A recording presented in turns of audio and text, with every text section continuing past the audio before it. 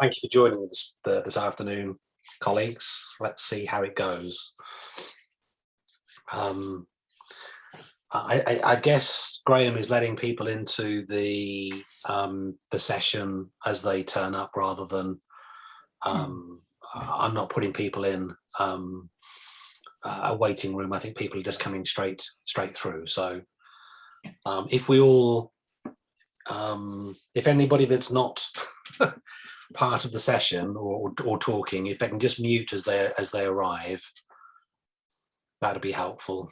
I can sort of do the housekeeping and stuff like that before we as we start. We've got about 7 minutes by the looks of it, so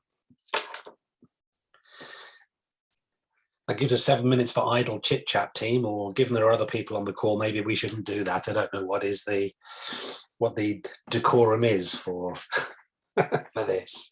Normally we'd be on a podium drinking coffee, eating the last bit of cake and moaning about stuff. I don't think we should do that in front of everybody else. What time did you get home last night, Neil? Neil very kindly came in, gave us some direction. I managed to get to the chip shop 1 minute before it closed. Oh my goodness, what a day you had. So yes, it was just so I was back home at about 10:15. But in the old days, that used to be a very regular thing. You know, in when we were doing, I was doing a lot of neighbourhood plans along the south coast in our sort of first 5 years in Sussex and Hampshire. I was out 2 or 3 nights a week doing evening meetings and sort of driving along the M27 and back up the M25 and what have you. So thankfully, you know, we're not having to do that as much, and you're not that far away from here. So in just a practical sense and a sort of a carbon footprint sense, it's actually helping a lot. And we were starting to, as clients were able to better use the technologies, you know, we were starting to join meetings where they were all around a table in a village hall, but we were there sat on a laptop.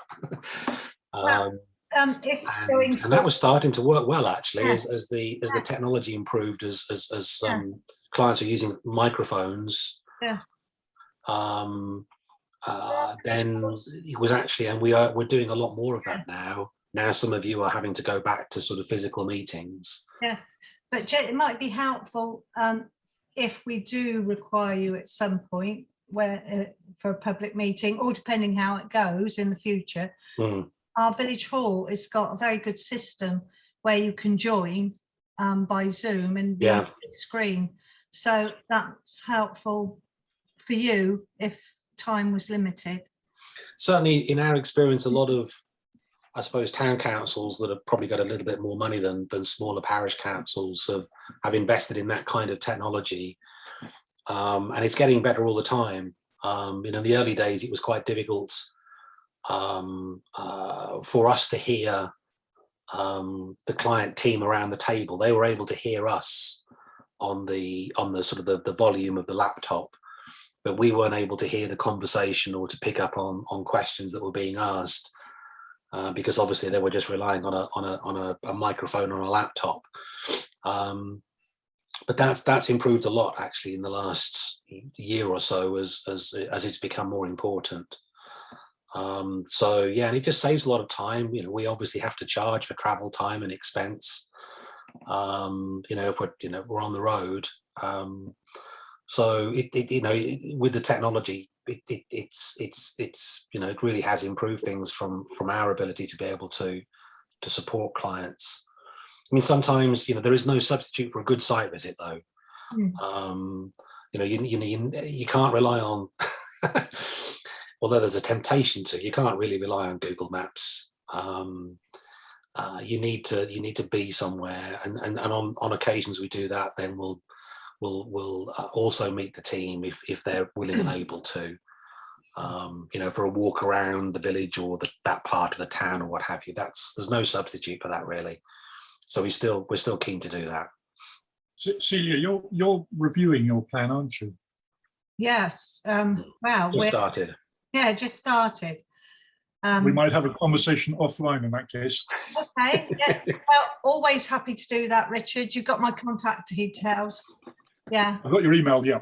Yeah. You can always email me, and then I'll let you have a number. That we actually agreed the timetable for it last night, Celia, didn't we? Which we did, which I think some of them. I think it's what is called stretching. But I think actually, in some ways, it will focus the minds, because otherwise it drifts. Yes, ours has just gone to the examiner, and he's just starting his work. So we don't quite know what to expect next. Only good things, Mervyn. Honest, only good things. You'll get a lot of comments back. In our experience, there were pages and pages and pages of comments, not all of which we thought were that helpful. We were disappointed in a few. We challenged them, but pretty much all of them stood. So yeah. Right, folks. I think by my clock, it's just about to turn to 1 o'clock. So if you can all mute for the moment, then that'd be helpful, just to stop any background noise. And I will welcome everybody else to workshop A, sustainable development, community leadership and neighbourhood planning. My name is ONeill Homer. I'm the director of a small consultancy called ONeill Homer Limited. And we have been helping town and parish councils and neighbourhood forums, for that matter, with neighbourhood planning projects for 10 years now, from the very start, really. And on occasions, we have attended the NALC conference in December and had an exhibition board there and talked to a lot of people. And it's been quite a good thing for us to do. And so we're just still trying to get used to how it works online to see how well it's going. But we've had the one-to-one sessions during the breaks this morning and at lunchtime, where I'm happy to say we've been able to do some business, which is good. The workshop is going to comprise a facilitated discussion between myself and 3 of our client project teams over the last few years. And then we'll do a Q&A at the end. So any questions that you have as we go along, then, as I'm sure we're all used to using Zoom now, there is a chat function. And if you put your question in that in the chat room, then I can keep an eye on it. I'm not very good at multitasking, so I might have to wait until the end before we do that. But so if you've got any questions, then I think it's going to be best to try to deal with it at the end rather than using the raise hand function as we go along. Let's see how that works. If you can all mute, as I say, as you arrive, that's very helpful as well.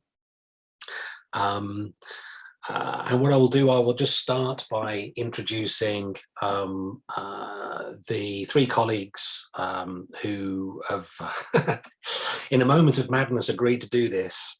So thank you to them again. Celia Collett from Brightwell-cum-Sotwell Parish Council in South Oxfordshire. Richard Carrow from Burghclere Parish Council in Basingstoke and Dean District in Hampshire, and Mervyn Hall from Marlborough Town Council in Wiltshire. And they've each got interesting stories to tell, I think, a number of which overlap in one way or another, but I think gives us an interesting insight into how neighbourhood planning has helped them, their communities, achieve positive outcomes in terms of sustainable development, and in a broader sense, I think, in attempting to control events insofar as the planning system, the land use and development planning system can do that. So if I can just ask them briefly, each of you in turns, maybe starting with you, Celia, just to introduce yourself, who you are, where you're from, and just a little bit of background, that'd be helpful. Thanks, Celia.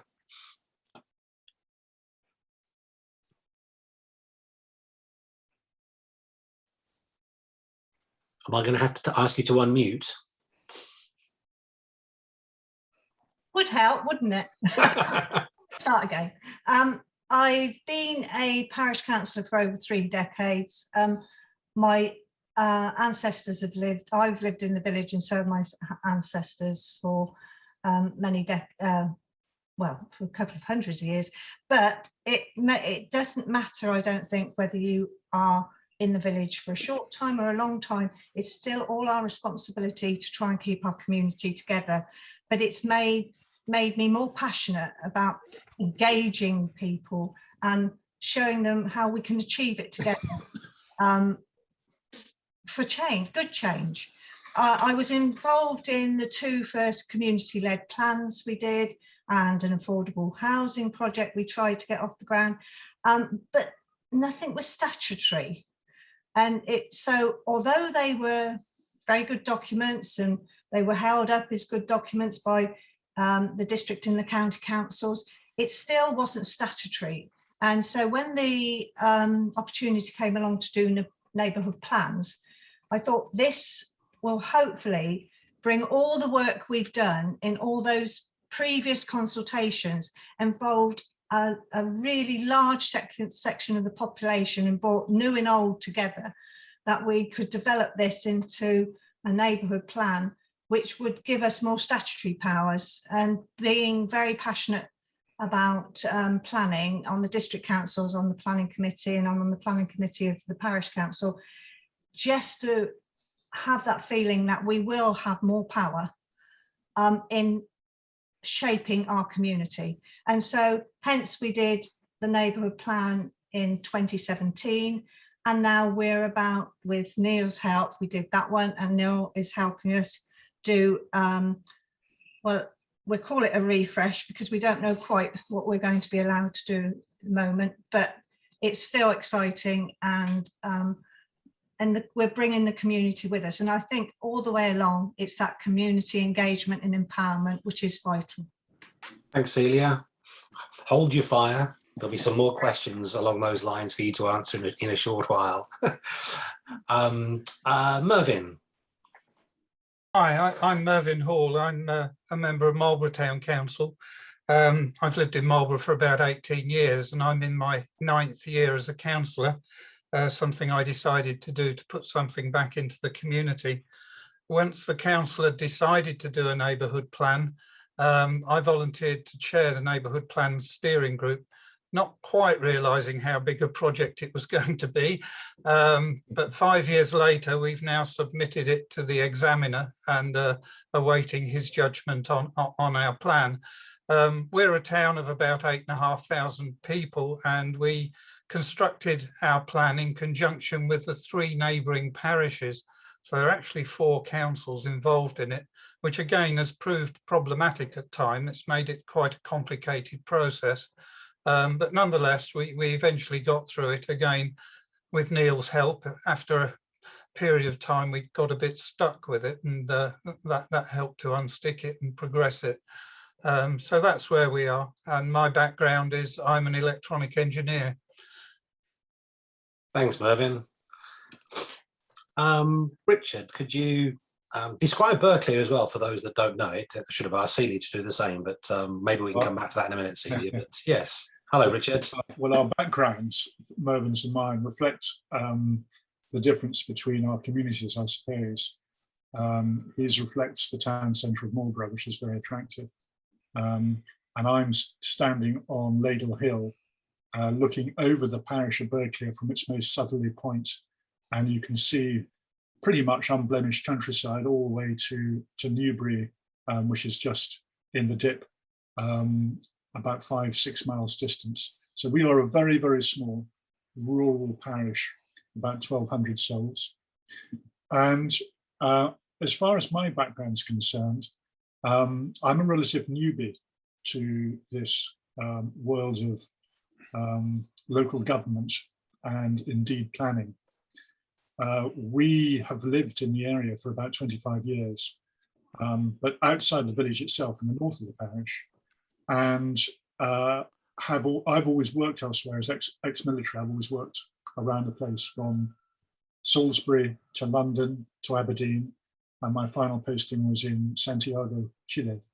So it's been an interesting and varied career, but I thought after doing all of that and coming back into the village on retirement, or into the parish on retirement, I would do something, and I joined the parish council in 2017, and 5 months after joining, volunteered to do the neighbourhood plan.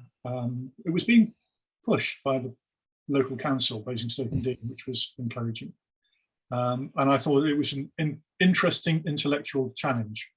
And if I wasn't sitting down, I would now fall over laughing, because it certainly has been all of that. As for planning, when Neil Homer asked our steering group, who came to the first meeting, how much I knew about planning and how much we knew about planning, I held up this sheet. If you can see it, it's a blank sheet of paper, basically. We know nothing. We know a little bit more now, but we will fully admit, and I fully admit, that we are not planning experts. So we very much started off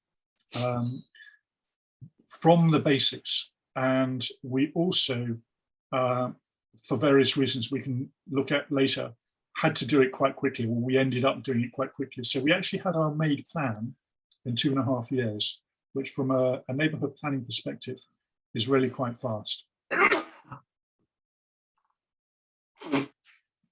Thanks, Richard. That's really useful. Thank you. I think I'll just go back along the line and just ask you, each of you have started to explain the reasons why your respective local councils felt the need to do a neighbourhood plan. Could you each just put a little bit more flesh on the bones about what was going on in and around your area, that from a planning perspective, that made you think, your councils think, you know what, we've got to do something, and this is the right thing for us to use. If we go back, starting again with you, Richard, and then go back down the line. Sure, it was very simple for us. We've been encouraged by Basingstoke-on-Dean. We had our planning officer come to talk to our annual general assembly. It was the first meeting I'd ever attended of that ilk. And he talked about neighbourhood planning. And I admit at the time, I didn't pay any attention to it because I was still thinking about joining the parish council. For us, the encouragement was that we had a planning target. We had a target of 10 houses which we had to meet. And therefore, how were we able to do that? And so that really was our major start point, how to meet this target. And without going into too much depth, there were games you could play on those figures. But in essence, that was what we started with.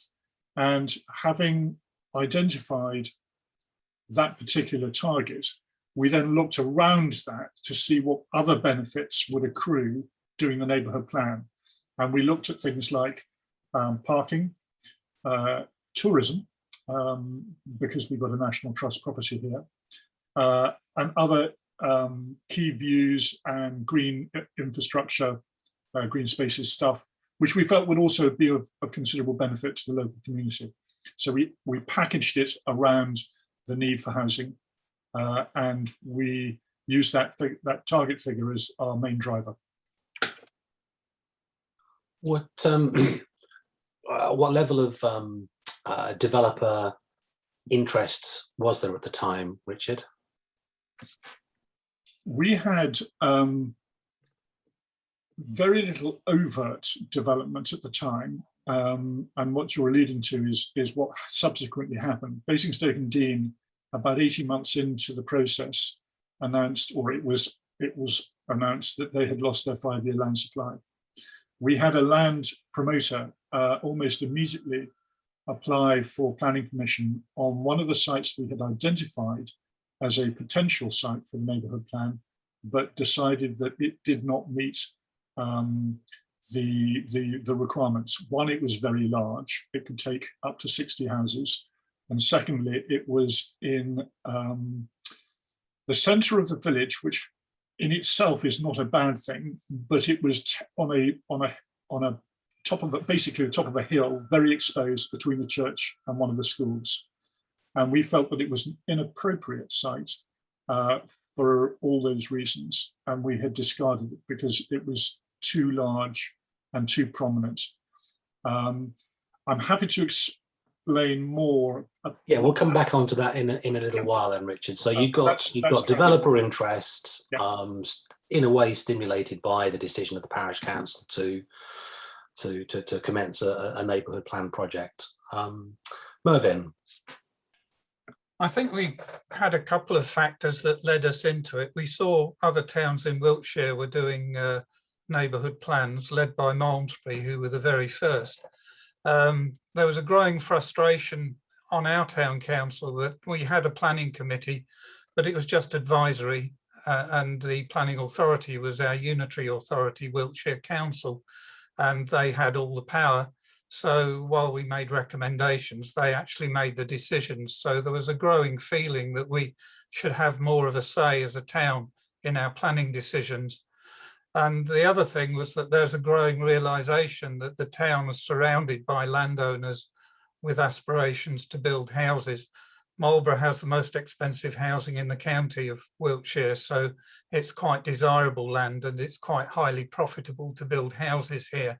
So again, that was another factor that led us to think that by having a neighbourhood plan, we would have a bit more control over what was going on.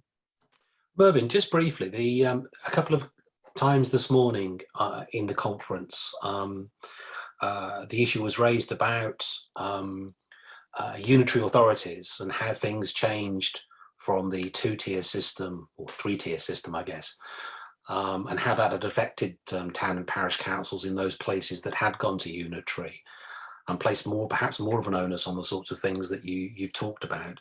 Was that the case? Did you perceive that when Wiltshire went to unitary authority a few years ago?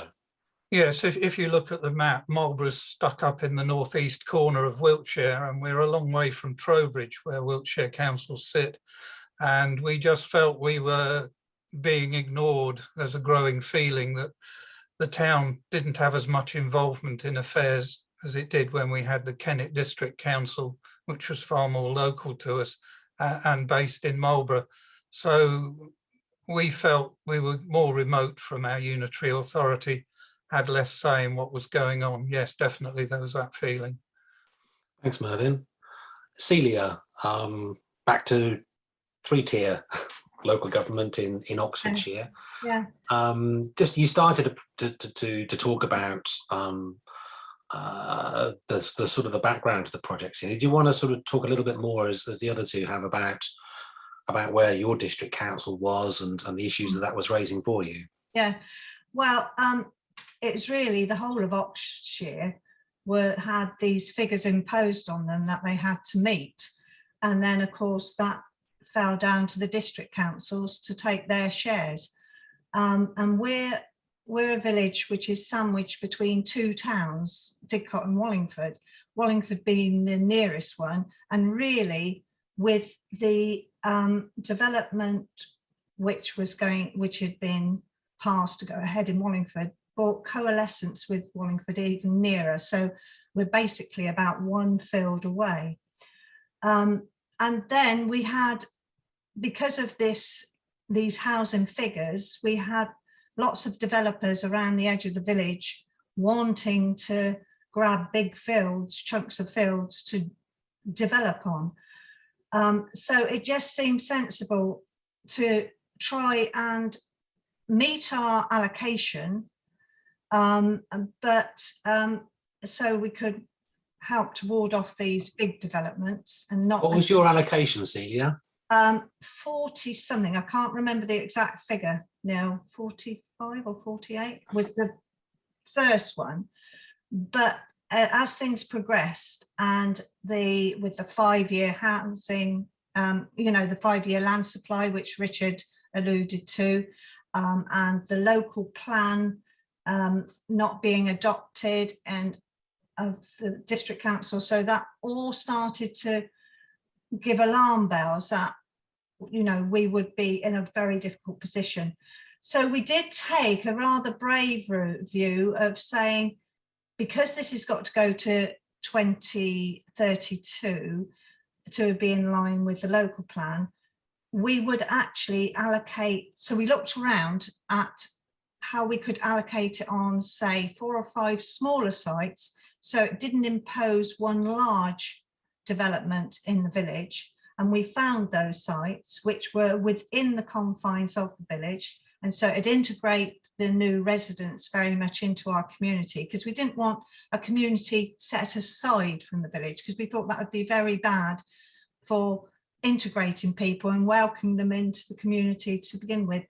And so that posed us with the idea of actually increasing our allocation to sort of between 60, 65, because if we did that, we felt if we would secure our place as a smaller village, which within the local plan was very important for us, so we didn't have to take more houses, but actually then hopefully with the local plan's protection, do what we wanted it to achieve. Now it has so far, and we've managed, and with Neil's help, and that was, we took the brave decision to do a boundary around our village. It was very much opposed by the district council, but thank you very much, Neil. You got us through that, and we actually got our boundary. And just briefly for everybody else's benefit, I know we've got people from across the country on this workshop. Oxfordshire and some of its neighbours like Buckinghamshire had no real history of using settlement boundary policies, unlike other parts of the country.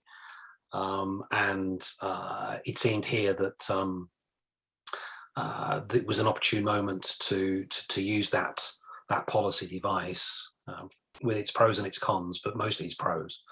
And so that's what Celia is referring to in terms of having to set a boundary, which I think at the outset the district council was a bit wary of, but it was succeeded at the examination, didn't it, Celia? Yes, it did, and it really has helped us.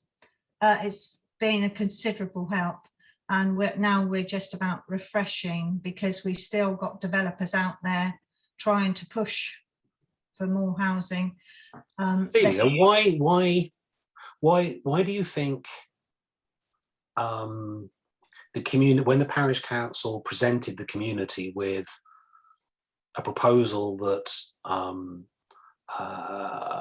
would result in many more homes in a small village than was going to be the case at the outset? In actual fact, the target, the notional target that South Oxfordshire had given you at the outset was only about a dozen from memory. Why do you think the community were sort of turkeys voting for Christmas? Because this is not the dominant narrative about neighbourhood planning. What was it that persuaded them to support your view? I would say it came really down to really good communication. We tried to get our message out there, the reasons why we were doing this. It was the lesser of two evils, because with the threats, the imposition of the number of houses that were going to be imposed on the district anyway, they would have to take, and it didn't matter how much you screamed and shouted, we were all going to have to take that on board. And also that at least if we did achieve a good number, we could ward off the huge developments, which would be, I mean, there are some really big fields, so we would be talking increasing our settlement by about 130 plus houses over a very short period of time. And that just wasn't feasible for all the services and communicate, you know, all the infrastructure, because there are roads which are already being congested. We can hardly get out of the village by the new settlements in Didcot and Wallingford. If we started to increase our own, the infrastructure just wasn't there to support it. So I think once we had got that message off, over, and then culminated in a really big meeting in the village hall, which you helped us with, Neil, and we just stood there and told them the truth, really. Thanks. I want to come back to what you actually did in a minute. I just want to tease this out of Richard and Mervyn as well. In their, but I think what I think is going to be helpful is to understand how you actually did that as a parish council. So I'll come back to that in a moment. Richard, you did the same kind of thing, not to the same extent, but your neighbourhood plan was equally, you know, very positive about the answer.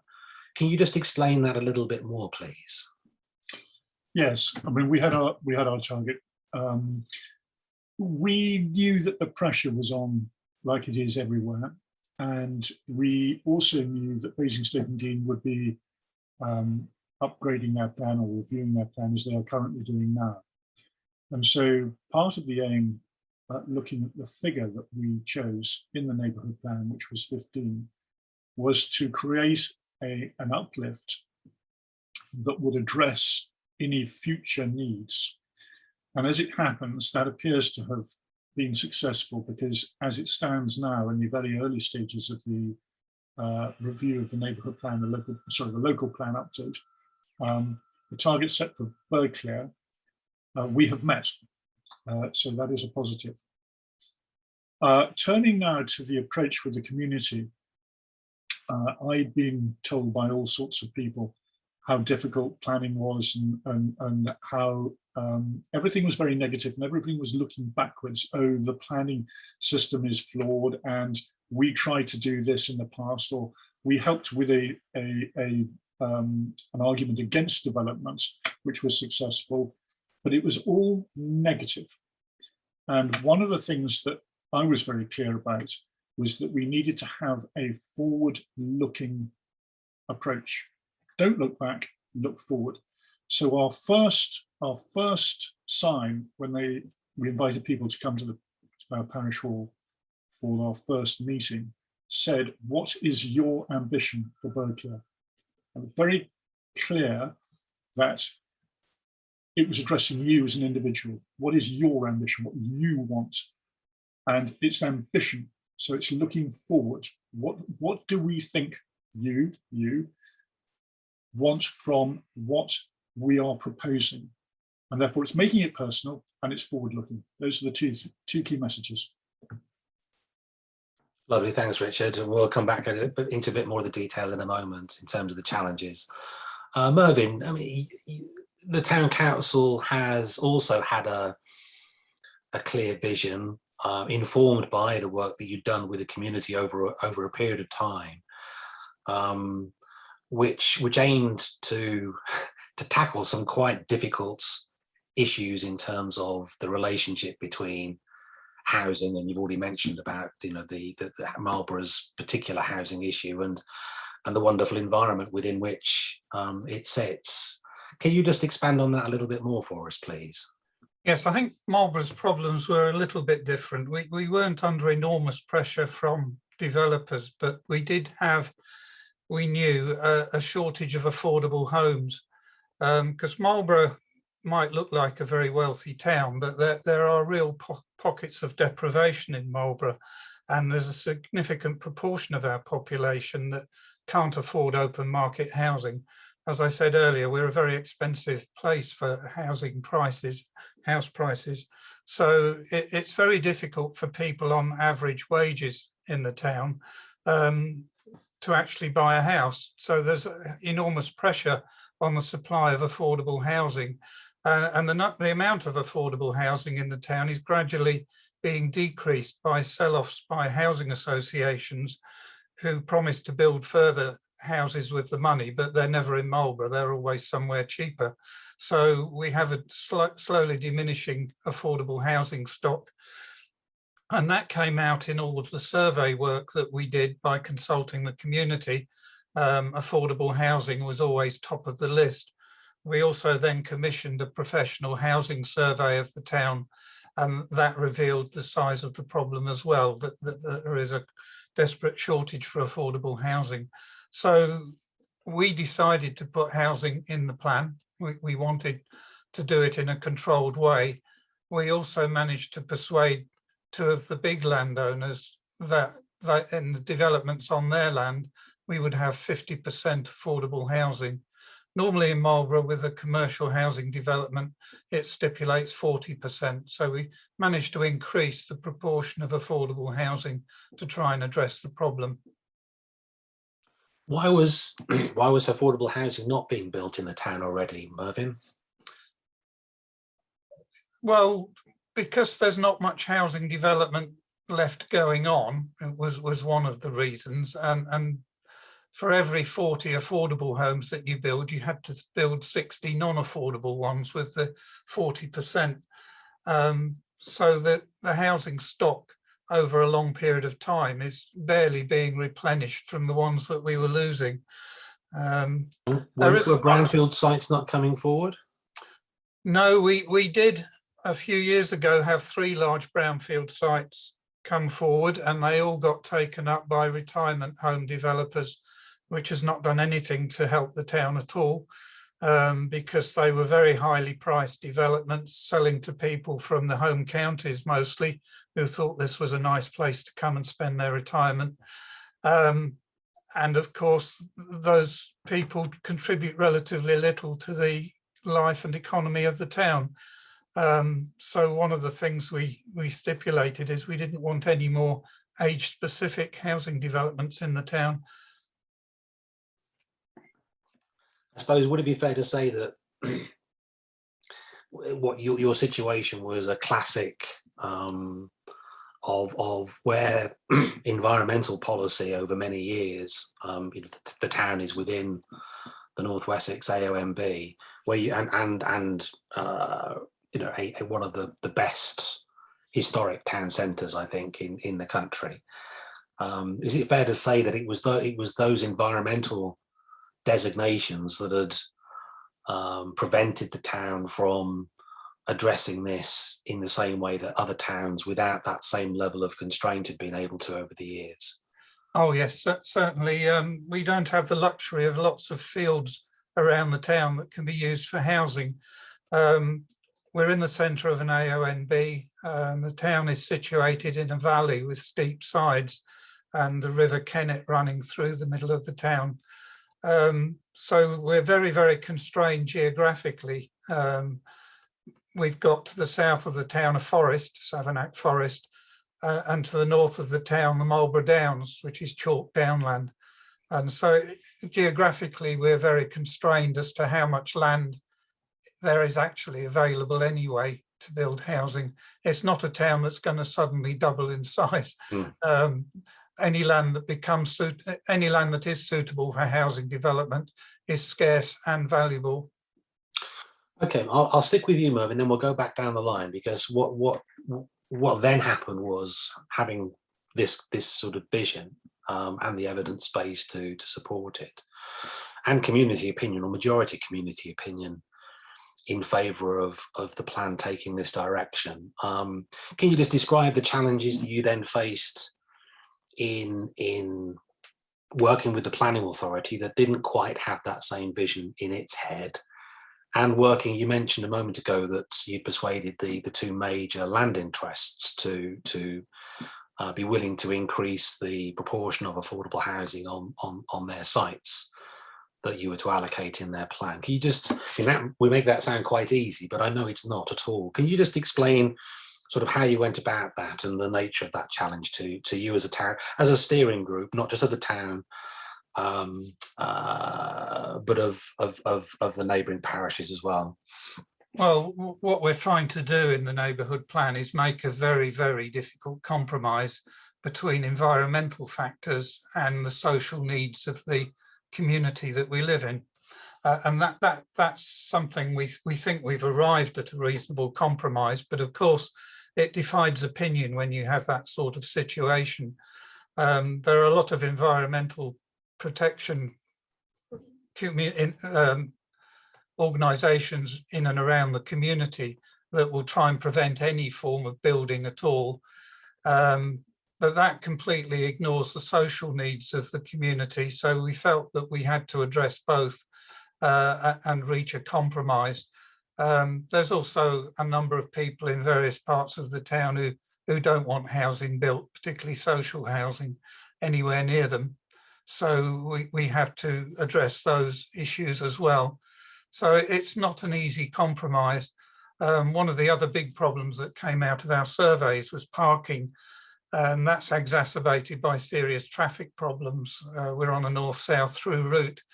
So anything that made that worse was also going to cause strong feelings within the community. So basically, we're managing a very difficult compromise. And just briefly, Mervyn, how did you attempt to work with Wiltshire as the planning authority and with those two land interests? Because that's as I say, that's not as easy as it sounds. No, it isn't. We have a member of Wiltshire's planning department sitting on the neighbourhood plan steering group. In fact, we've had 2 or 3 of them, but the one we finally ended up with was more easy to work with, shall we say. But they, again, were not liking the fact that we were raising these issues and challenging their views on housing numbers and where housing numbers should go. They, I think, were slowly sweeping under the carpet the issue of social housing need within Marlborough. They didn't seem to see where that was at all, that it even existed, and we proved that it did, and that was something they didn't like. They were against us doing a housing survey because it would cut across what they were saying. So it hasn't always been an easy relationship. Do you think you had, in terms of the land interests, Mervyn, do you think you had an advantage in that the town council had historically a reasonably good relationship with them to be able to work with, rather than perhaps a more conventional hostile relationship with developers? Yes, I mean the land interests around the town. There are a few, but the 2 big ones are institutions that are socially responsible, shall I say. They're not just looking to make a fast buck, as quite a few landowners have been in the past. So they've been easier to work with. One of them's resident in the town, and the other one's a national organisation that's quite respectable and well known as well. I won't name them both, but they have been much easier to work with. They're very professional and they understand the issues that we have. Thanks, Mervyn. Celia, you've also had to, you alluded to it a moment ago, that that you had to take the planning authority with you a little in some respects with your plan, and you also had to work with land interests. Can you describe how that was for your team? Well, I think it's slowly catch a monkey, really. You have to start building the relationships and then having open dialogue about your aspirations. And it is good when you have done all the community consultation, because you can say, well, this is what the community wants to in a lot of these things, because like both of the other speakers, we tended to get any spare little pockets of land having 5 to 6 bedroom houses built on them, and it wasn't obviously answering a need. Now we can't say we've achieved all we wanted to achieve, but we have at least got some in the first development, which is now being completed, of 30 houses. We've got well, 31 it ended up, but 2 to 3 bedroom houses, a mixture in there. So we feel there's been, you know, progress on that, because before that they wouldn't just have been built. But I would say it was, they appointed at the district council a neighbourhood plan officer. We've had good and bad ones, and the good ones have been really helpful in helping us through. And at the moment, we seem to have one that is really quite proactive. But as I say, it does very largely go down to the individual, I think. If you're lucky enough to have an officer which gets it, basically. But yes, so. Thanks, Celia. Richard, your experience wasn't quite as hairish, should we say, as the other two, but you still had to work closely with your planning authority and with the land interest as well, didn't you? Yes, I think, you know, the benefit we had compared to others and compared to some of the people that you pointed me towards when looking at appointing you, they had some considerable challenges. We were lucky. Basingstoke and Dean were promoting it. They are still promoting neighbourhood plans. They see the value of them. The planning officer that we work with has been in post throughout, so that consistency is important. And I took a view that whatever happened during the course of the neighbourhood plan development, however it went, and there were always ups and downs in terms of, you know, agreeing or disagreeing or what have you, you know, differences of view, perhaps differences of understanding. We still had to work with the local planning authority afterwards. So that relationship was the one constant that would endure.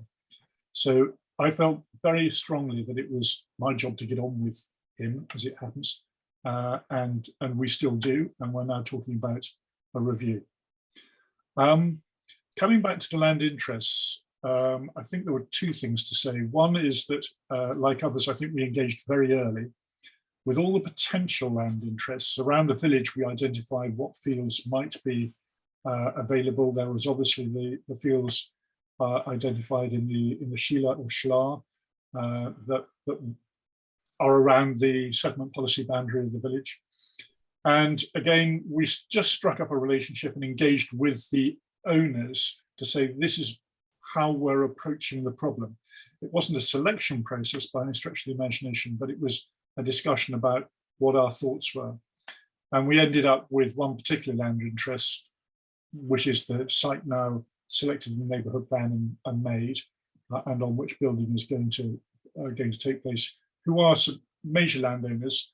And that relationship had its ups and downs, but it worked. At the end of the day, I think we pretty much got what we wanted, and that is what is important.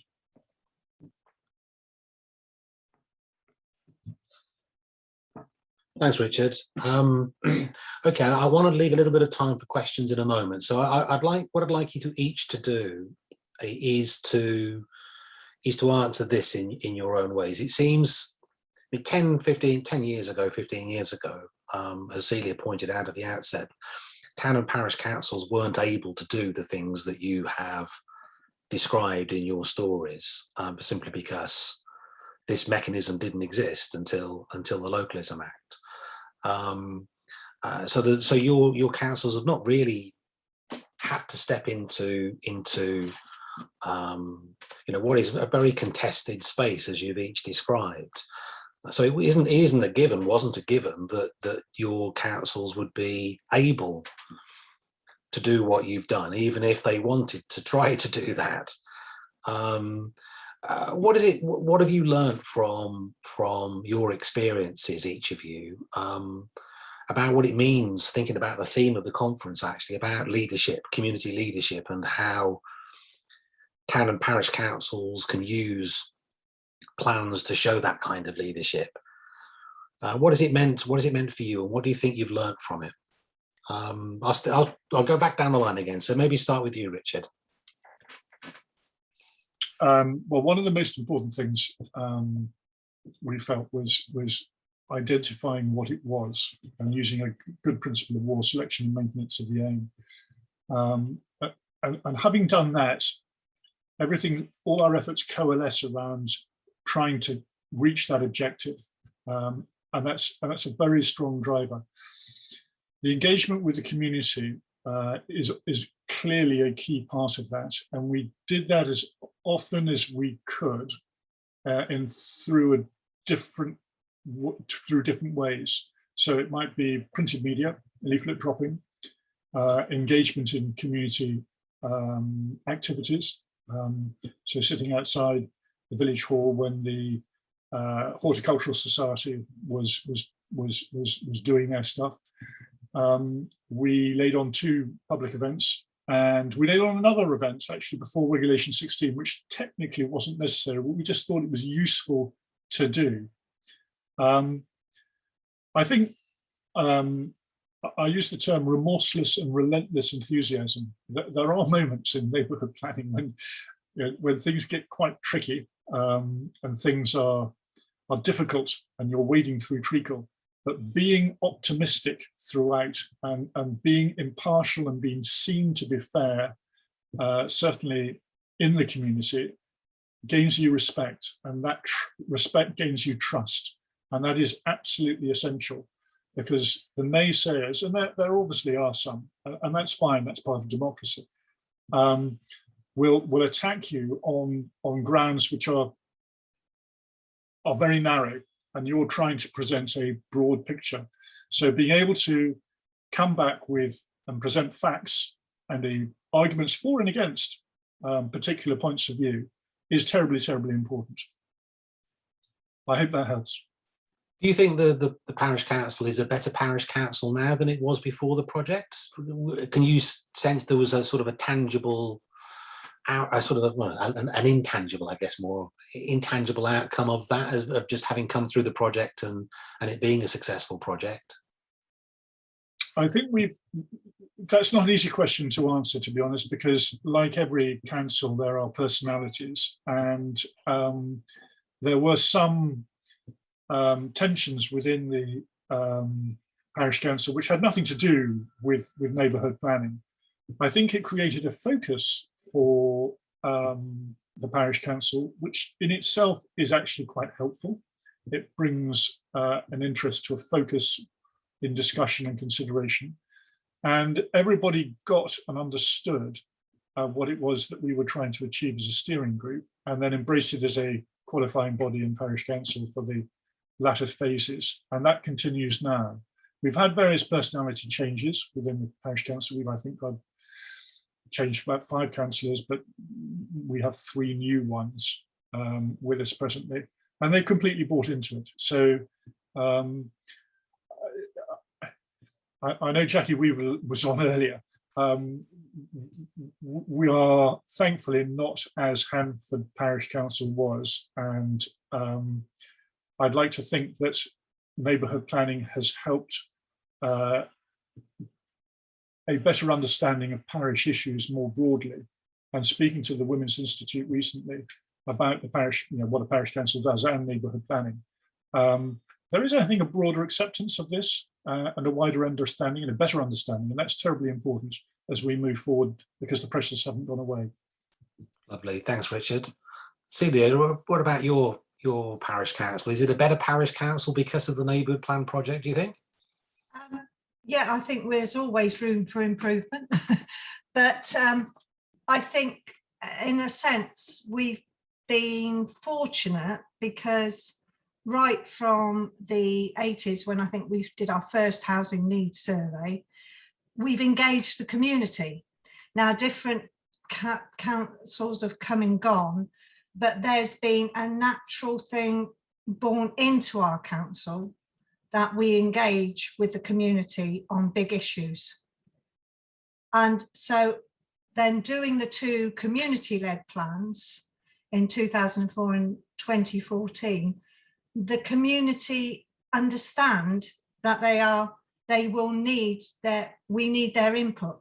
And in both of those, we always made sure that not only did we go out to the community, we engaged with all the different societies and clubs right from the outset, because we knew they would involve different groups of people.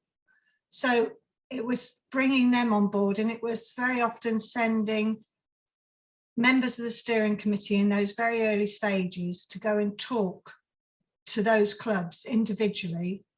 So that's people started, before they got the written thing, really started to have face-to-face communication of what we were doing. And then, of course, then in the pub and everything, generate those conversations, in the shop, generate those conversations. So you really do get and start empowering the community to feel, yes, we're going to do this together. Because if you try and do it independently as a parish council, it doesn't work, and that doesn't matter what you do. It's even on a planning application. You know, if it's a very controversial planning application, you've got to go out there, you've got to consult the near neighbours, but you've also got to consult the people living in that area that will be affected.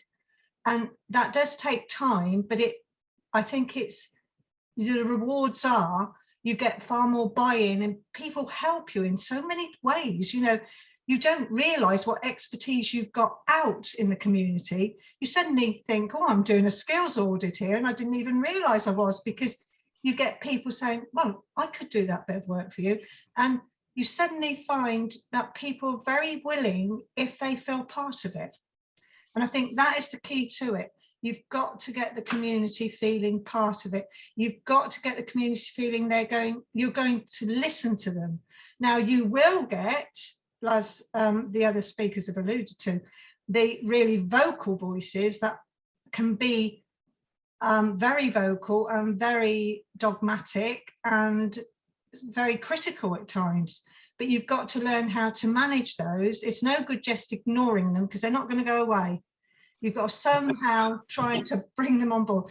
It isn't easy. But no, I think that's true. But and I suppose, looking at you, Mervyn, to finish off, that I mean, Richard and Celia are both from relatively small villages. You're a town, as you said, of almost 10,000. The challenge of community leadership for a town council in a place like yours is a greater challenge, isn't it? I think.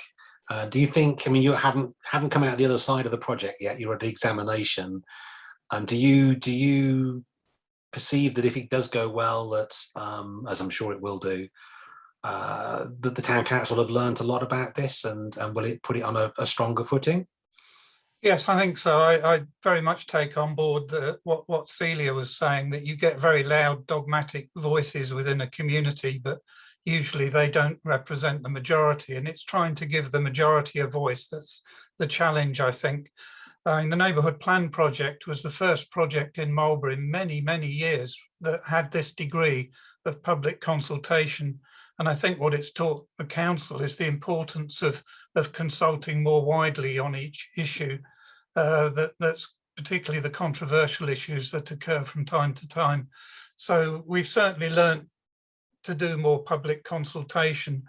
It also threw up a lot of issues that weren't anything to do with neighbourhood planning, because I think there was this sort of built up frustration within the community, and a lot of issues have come out which are not neighbourhood planning issues. So that's why we've now committed as a council to do a town centre plan and a traffic plan for the town, for example, which are not things that we would have considered before, but those needs have very much come out. Thanks, Mervyn. I mean, actually, funny enough, I'm conscious that I've almost run out of time for questions, but we have had one question that kind of relates to what you've just said from Keith at Highworth Town Council. That might be Highworth in Swindon, perhaps. How much community infrastructure levy or Section 106 money was spent in your village or town? And how much did the planning authority retain? So I guess the broader question is, how much of a factor was securing that kind of infrastructure funding in the scheme of things for your respective plans? Mervyn, probably more relevant to you, I think. Yes, we can't give you a figure as to how much was retained, but certainly quite a bit of the CIL money didn't come our way. We have spent quite a bit of public money, though, from Section 106 and CEng on various community projects. Of course, you're constrained as to what those projects can be, but we're not lacking, I guess. I mean, there's a lot of money in our community that can be raised quite quickly. And I'd give an example of there's a children's playground we built last year that was more than 50% funded by the community collecting money. And we just topped it up with the Section 106 money. So that's not been a particular issue for us, but it would be welcome to have more money to spend and to do more projects. I hope, Keith, that was an answer to your question. I've just had another question come in, so I won't pose it of Richard and Celia. This question about design codes in neighbourhood plans. What we were discussing in your village hall last night, Celia, I think, isn't it? And what we may be discussing with Richard in Burghclere in the modifications of their plans in the next year or so. Obviously, something that is a lot more of a high profile now than it was back in the day. Even though each of your neighbourhood plans has quite considerable design guidance in it.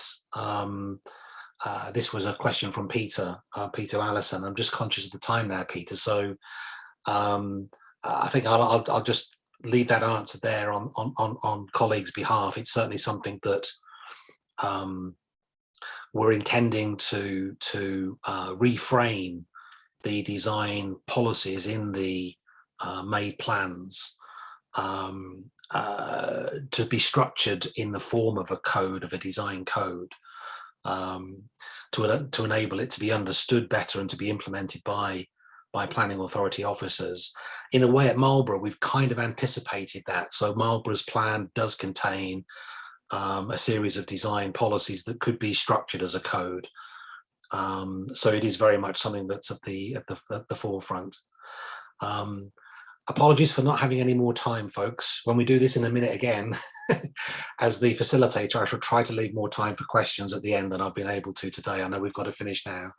Can I thank everybody for joining the workshop? I hope that those stories have enlightened you or put you off neighbourhood planning for life, perhaps.